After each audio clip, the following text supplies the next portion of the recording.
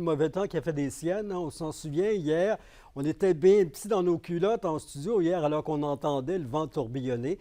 On a eu des alertes et des veilles de tornades dans la région. Puis Alexandre, la tempête a semé beaucoup d'inquiétudes, là. Oui, ben, on a pu être témoin hier d'orages violents, des vents qui se sont élevés à plus d'une centaine de kilomètres-heure et même des grêlons qui étaient de la grosseur d'une balle de golf qui sont tombés ici dans la région.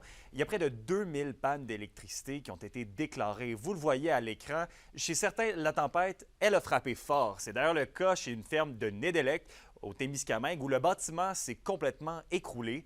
Et à la sorte, il y a des arbres qui ont été complètement déracinés. Donc oui, une situation qui en a inquiété plus d'un.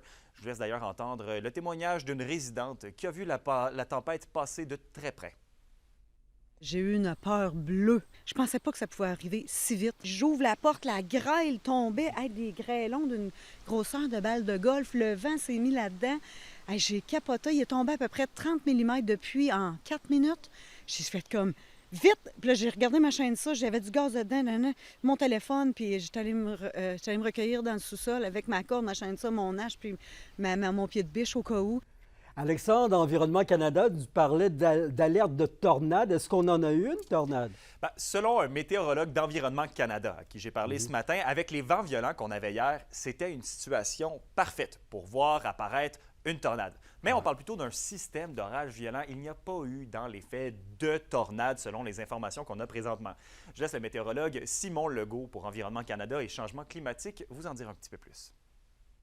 Beaucoup de vent. Donc, c'est entre autres ce qui donnait la possibilité d'avoir des tornades, c'est d'avoir beaucoup de vent très fort en altitude. Ces vents-là peuvent être abattus et donc donner peuvent générer des tornades, mais donner aussi de très fortes rafales et comme casser des arbres, comme on l'estimait hier. Pour l'instant, on n'a pas de confirmation qu'il y aurait eu de tornades dans la région. On avait, comme on le mentionnait, de la grêle. Là, on a vu beaucoup de rapports à plusieurs endroits où on avait de la grosseur de balles de ping-pong ou de balles de golf. Donc, c'est très important, très gros.